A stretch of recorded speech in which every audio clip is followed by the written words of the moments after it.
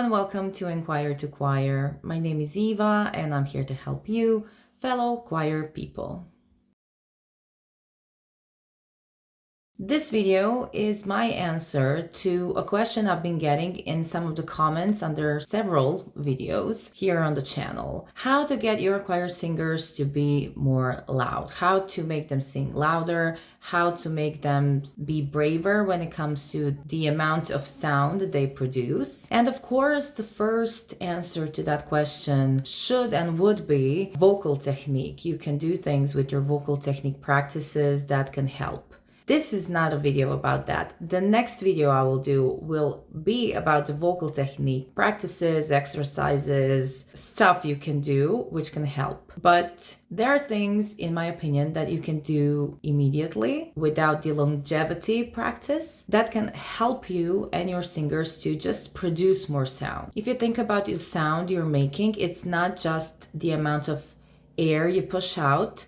It's also about the things you hear, and there are things you can suggest your choir singers in order to help with the choir sound. So even if you have really soft-spoken singers or tender singers, not a lot of singers, there are things you can do in the space that you're in when it comes to the acoustics and suggestive expressions you can tell them in order to help the sound. So I promise the next video will be about the vocal technique stuff to get your singers to be louder. But in today's video, here are my suggestions when it comes to suggestions about this topic. Let's start.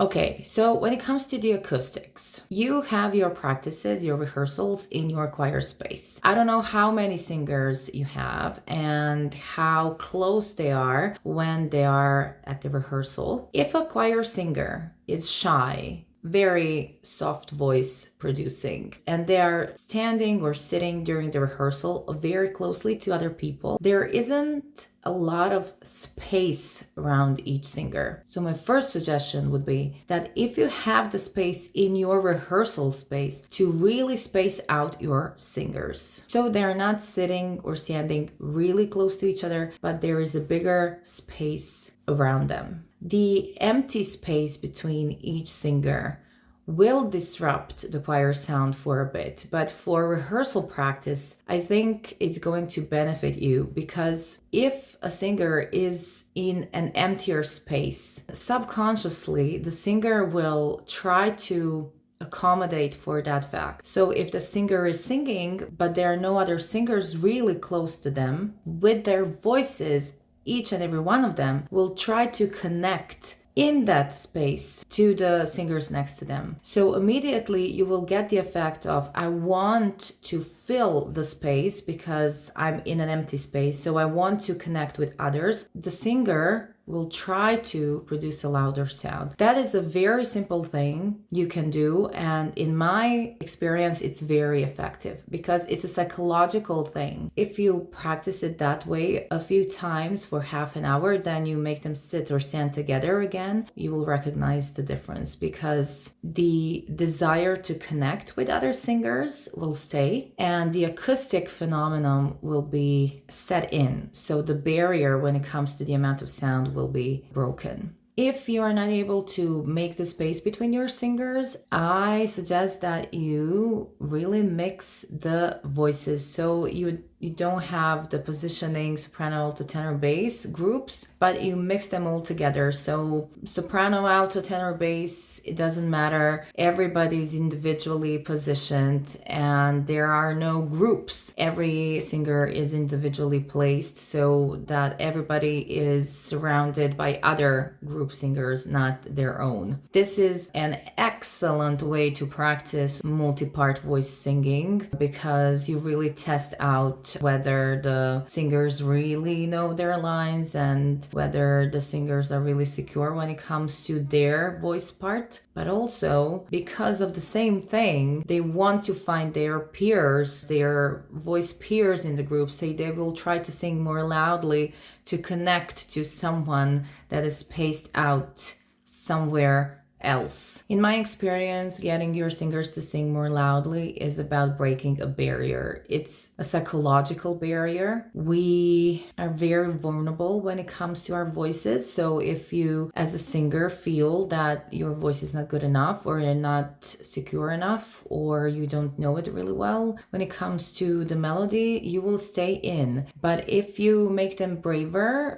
if you make them more open to the space they're in, the voice will become louder. There is also something to be said when it comes to using your body during singing. They can use their hands and they can make a move when it comes to the tension. Okay, so sometimes when you sing, you feel the tension. And if you do some kind of a choreography or a move that expresses the intensity of that melody, and you use the space around you, that can help with the amount of sound you're producing. You can tell them just to try to produce a melody they already know, but with a hand gesture or a movement that mimics the intensity of the melody and that mimics the amount of space they have to fill when it comes to their sound.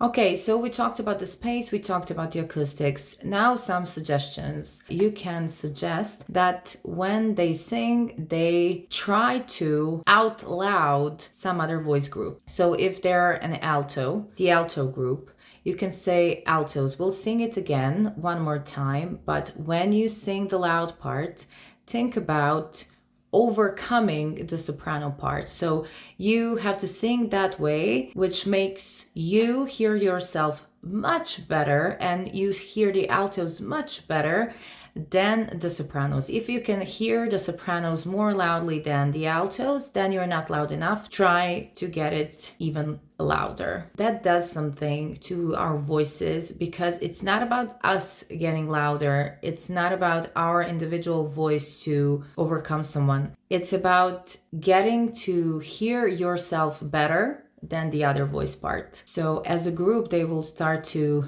do their part because it's not about the individual voice, but it's about all of them together. If you have individual voices who are in a group, but you have like a Swiss cheese, you have some spots, you have some holes when it comes to the amount of sound they're producing, the amount of sound that individual singers are producing, you can tell them to sing louder than their neighbors. Sometimes people get really intrusive when it comes to their sound because they can hear their neighboring singers much better than themselves. And if you give them the suggestion of sing more loudly than your neighbors, that's also an effective instruction. Be aware of that instruction because that's a recipe to get an uneven sound. So don't do it that often and do it only and only if you need a louder singer. But yeah, that's something that's very effective because it also concerns what you produce as a sound, but what you hear as a feedback. In extreme cases, you as a choir conductor can help. You as a choir conductor can do much bigger gestures, okay?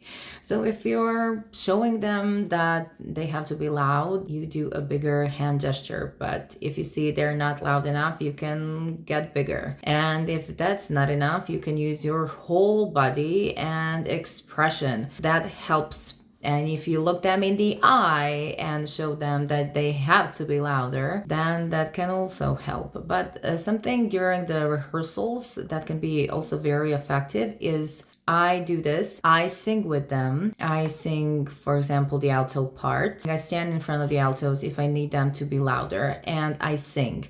And I get really, really, really, really, really loud. Like I'm not yelling, but I am very loud, very expressive, very direct. And I tell them, I yell at them, but not as I yell, but I'm trying to produce a stronger sound. I tell them, sing more loudly.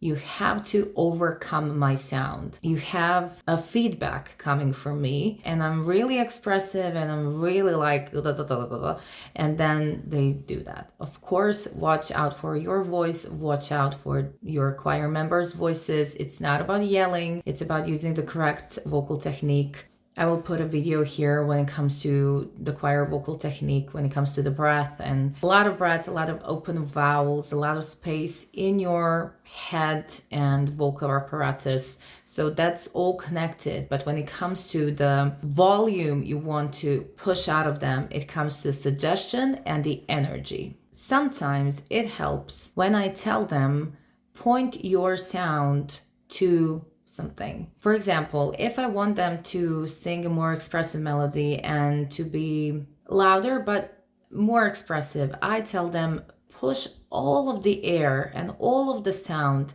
into me. Like center, focus on me, and imagine that all of the sound you're pushing out, you're pushing onto me, and the sound is going through me and into the audience. There is something to be said when it comes to the focus of the sound, and if you put the focus of the sound, you propel it in a specific point, it makes the sound be more focused, more loud, and more effective. Also, imagining their voices, imagining the effect of their voices, of their breath, imagining like they are pushing out the air into the space and they watch the air, watch the voice sound go into the space, flow into the space. That can also help with the volume of that sound. And if you tell them, just imagine filling the space with your voice, with your sound, with your energy in a progressive way, not in a, I'm gonna push it out. No, like it's a dynamic process. It's coming like this. This is a very good example. It's coming out of you into the space, filling out the space. And if you have walls, you can also tell them, imagine that you can see the sound coming to the wall, and then the echo comes back, the visualization of the sound they're making. If their sound, if their voices have a point they're getting to, if they have the space they're filling, if they have the expression and consciousness about what their voices sound and look like in the space, that can make them louder, because it's about the energy, it's about the connections, dynamic process of acoustics. It's not about them getting louder, because if you tell a singer just be more loud, then it's not that effective. But if you tell them fill the space in front of you with your sound, then it's not about them, it's about the space they're filling and the barrier they have to overcome. It's not about their voices, it's about the space in front of them. That suggestivity when it comes to the expression of their sound, expression of their voices, filling the space, the energetic amount of their voices that is coming out of them, filling the space. It seems silly that it comes down to that, but in my experience, that helps. Like them just singing is just one thing, and them projecting the sound into the space and being very conscious when it comes to their voices and their sounds filling the space in front of them is very different. Two very different things. And finally, I would argue that if your choir singers do not feel comfortable in your choir atmosphere, they will never become louder. If they feel constricted, if they feel very much judged, if you don't even let them to sing without having a strong remark, if they don't feel like they can try their voices out before singing for real, if they don't feel free to try out their voices for certain parts, if they don't feel like they're connected to other people, if they don't feel supported by other people in the choir, you will never get a louder sound, because the louder sound takes up so much more space. There are things to be done when it comes to that, when it comes to team buildings and games and after parties and talking it out or doing some activities together, or encouraging them, motivating them, talking to them, acknowledging them. Yeah, that's all connected to the forte sound, I would argue. And then if you have the space to do it, then you can do all of the other things I've mentioned. Vocal technique things coming in the next video. I promise it will not be that long, but I appreciate that you are here. You can subscribe, you can watch all of the other videos here, and I hope you're having a lovely spring. It is a very strange world right now, but we are all going to be okay, I hope. And I wish you all the best, all the peace, all the happiness you want, and conduct well, conductors. And I'll see you next time. Bye.